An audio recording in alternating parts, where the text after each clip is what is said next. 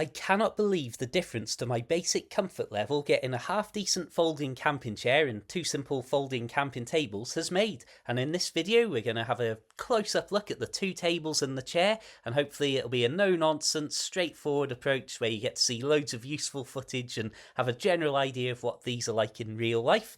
Very quickly, these are the exact Amazon listings that I've bought these from, so you can see what I always say about Amazon: check the prices, keep an eye on things, because you never know what the actual price will be when you come to buy one of these sort of items. So it's a Trekology Yizi Go chair, a Portal small folding camping table, and a Trekology small folding camping table. I just want to make it clear at this point that I've bought these three items with my own money from Amazon myself, although I will leave some Amazon associate links to them in the description for this video, so if you buy through those I will get a commission. So it's an easy way to support this channel if you're looking at getting something like this anyway.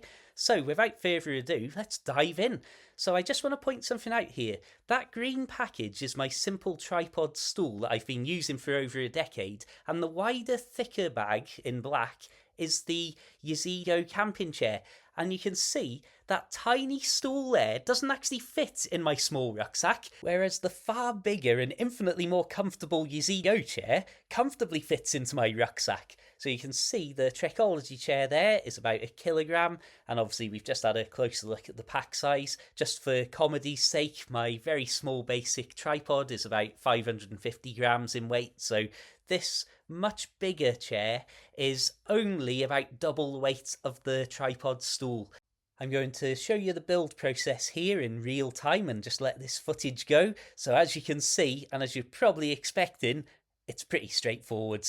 The pieces are held together by a little bit of elasticated cord, so that makes it very obvious which poles are meant to go into which slots. And as you can see, in the time it's taken me to describe the process, you've already seen the process completely unfold on screen before your very eyes. So that's the frame of the chair done.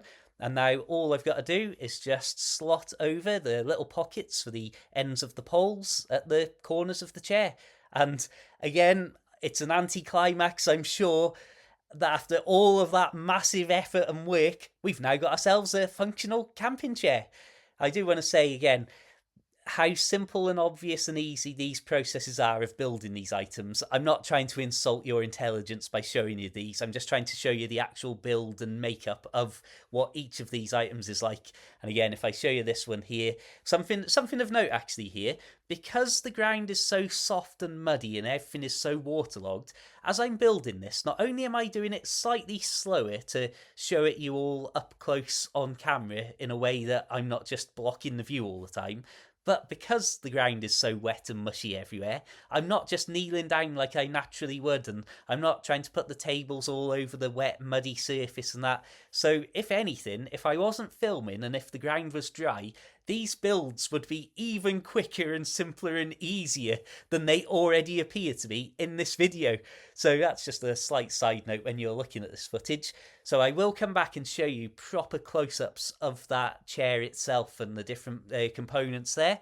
But let's rapidly have a look at these two tables. So this is the Portal adjustable height folding camping table. You can see 0.77 kilograms, give or take, on my measurement there.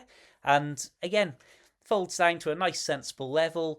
The top folds out here. This is all one self-contained unit, as you can see, rather than the Trekology table, which we'll look at in a second, where the tabletop and the legs are separate. So you can probably tell that the sections of that tabletop for the Portal table here are held together with a little bit of elasticated cord, and to give it structure, there is this horizontal bar on each side that clips into the opposing leg. So you can see at first it might look like the tabletop is a little bit wonky and a little bit wobbly, but when it's all put in place and upright, obviously those tabletop slats, we'll call them, all sit on top of two horizontal bars that are keeping it nice and solid, as illustrated there.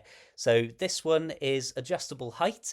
Now, with these, I will talk in a moment why I got these particular ones and what I really want these for, but you can see that even on the lower level, it's just getting a little bit of clearance from the ground so that you've got a solid tabletop and a solid flat surface that you can put your various items on, whether it's cooking stuff or just, I don't know, anything that you don't want to be on the wet, muddy ground, I suppose. So, just to wrap up our quick builds before we have much more detailed close-up looks, we have got the Trekology small folding camping table here.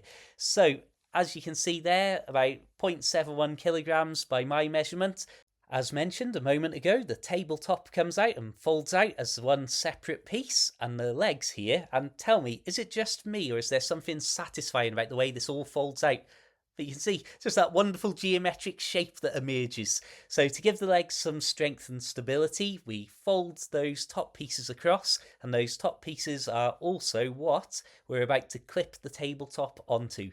Now, I've no worries that this is going to fall apart or anything, but I will say the tabletop doesn't click really solidly to the legs. Now, like I say, it's enough and you can pick it up and move it around, but I wouldn't be moving this around too much if I had a lot of stuff on it or if I was cooking on it or something like that. So we're now going to enter into a phase of this video where I show you loads of close-up shots and different angles and different things being used here. I did want to throw in this little novelty clip of me doing the complicated setup of my tripod stool, and really I'm just showing you this stool all the time for comparison to the incredible Trekology chair and the comfort that's offering me for about 500 grams extra weight.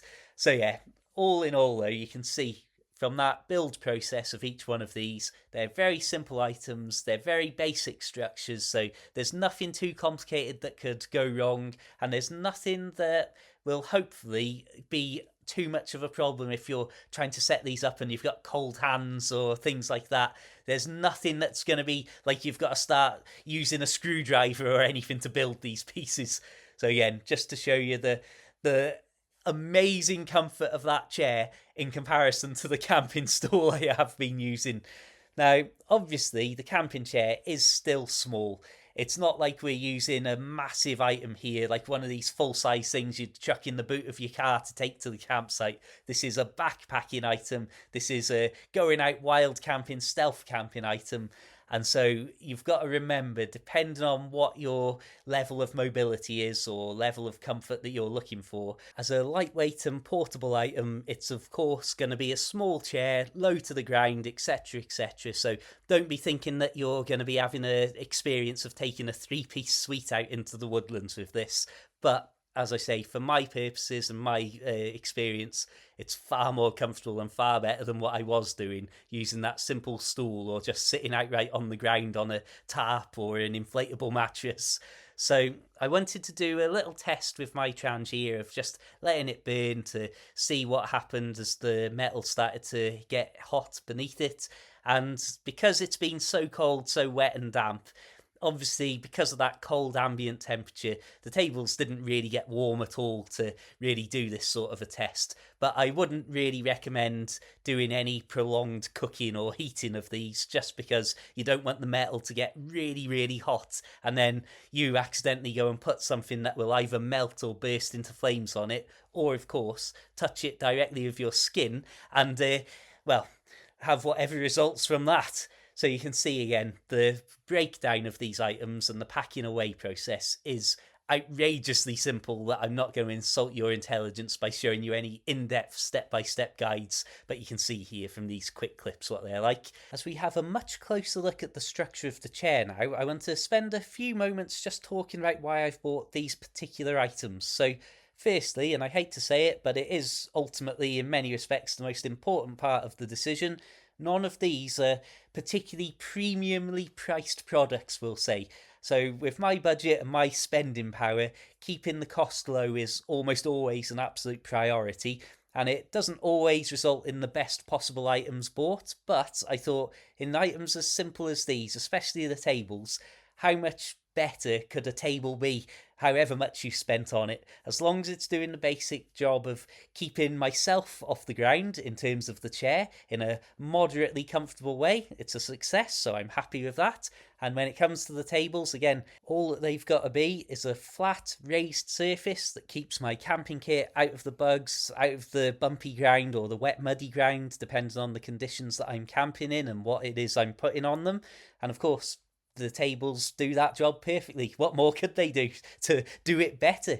So the reason I've got these particular tables that are slightly bigger than the really, really small, super lightweight ones that I could have had, because very often I do want to keep the weight down, is because I do so much filming, I actually need just a little more space to be able to line my kit up properly for the sake of the camera. If I was just doing this stuff on my own, then I'd be probably going for the smaller items. But I've found from doing loads of cooking on camera and on live streams that you tend to need just a little more space than you would if you were just doing it for yourself, so that the camera can see everything correctly. So that's why I thought, for the sake of a few extra hundreds of grams, just go for it. At this point, I'll wrap this up and say a tremendously big thank you for anybody who's watched the video this far. I'd also like to say a massive thank you to my channel members, PayPal supporters, Coffee supporters, Facebook subscribers, and so on. As I've said before, without you, I wouldn't be able to get half of this kit, and half of my adventures from last year probably wouldn't have happened. So I could not be more grateful to you all. Thank you for absolutely everything. As always, check the links in the description and you'll find me all over the internet doing various things, mostly in the great outdoors. Until the next time, my friends, I suppose we'll keep this simple and say, keep it interesting, keep it table and chair worthy, have an absolutely fantastic day, my friends, and of course, farewell.